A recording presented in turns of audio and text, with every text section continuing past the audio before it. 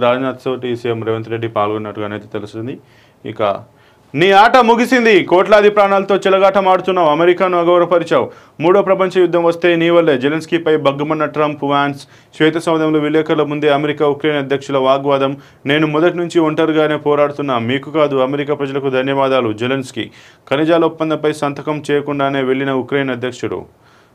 ఇక ఏదైతే జెలెన్స్కీ ఎవరైతే ఉక్రెయిన్ అధ్యక్షుడు ఉన్నారో ఆయనతో అయితే నిన్న ట్రంప్ సమావేశం వైట్ హౌస్లో ఉక్రెయిన్ అధ్యక్షుడు జెలెన్స్కీ తోటి అమెరికా అధ్యక్షుడు ట్రంప్ అయితే సమావేశమయ్యారు. ఇక వ్యాన్స్ కూడా సమావేశం అయితే అయినట్టుగా తెలుస్తుంది. ముఖ్యంగా నీ ఆట ముగిసింది, కేవలం నీ వల్లనే చాలా మంది ప్రాణాలు నష్టపోతున్నారు, వేలాది మంది లక్షలాది మంది ప్రాణాలతోటి నువ్వు చెలగాట మాడుతున్నావు అంటూ కూడా ట్రంప్ అయితే, అలాగే అమెరికాను కూడా అగౌరవపరిచామంటూ కూడా ట్రంప్ ఆ జెలెన్స్కీ పైన ఆగ్రహం వ్యక్తం చేసినట్టు తెలుస్తుంది. ఒకవేళ కనుక ఇప్పుడున్న పరిస్థితుల్లో మూడో ప్రపంచ యుద్ధం వస్తే మొత్తం ఖచ్చితంగా అది నీ వల్లనే అంటూ కూడా ట్రంప్ అయితే జెలెన్స్కీ పైన బగ్గుమన్నట్టుగానే తెలుస్తుంది. ఇక ఏదైతే వైట్ హౌస్లో విలేకరుల ముందే వీళ్ళిద్దరు వాగ్వాదం చేసుకున్నట్టుగానైతే తెలుస్తుంది.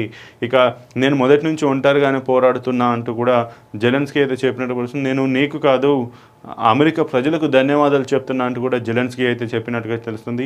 ఇక ఖనిజాల ఒప్పందంపై ఏదైతే $100 మిలియన్ ఇచ్చారంటూ చెప్తున్నారో అమెరికా ఏదో యుద్ధ సమయంలో జెలెన్స్కీ, దానికి సంబంధించి మేము తిరిగి ఖనిజ రూపంలో వాటిని చెల్లిస్తామంటూ కూడా ఏదైతే జెలెన్స్కీ మేము ఒప్పందం చేసుకోవడానికి వచ్చాడో ఆ ఒప్పందం పైన సంతకం చేయకుండానే జెలెన్స్కీ అయితే వెళ్ళినట్టుగా తెలుస్తుంది. ఇక వీరిద్దరూ నిన్న ఓవల్ ఆఫీస్లో 45 నిమిషాల పాటు విలేకరుల సమావేశంలో పాల్గొన్నారు. ఈ సందర్భంగా నేతల మధ్య మాటల యుద్ధం జరిగిందని, ఒక దశలో జెలెన్స్కీపై ట్రంప్ ఆగ్రహం వ్యక్తం చేశారంటూ కూడా మాట్లాడినట్టుగానైతే తెలుస్తుంది. ఇక దీనికి సంబంధించి మనం కంటిన్యూషన్ తర్వాత చూద్దాం.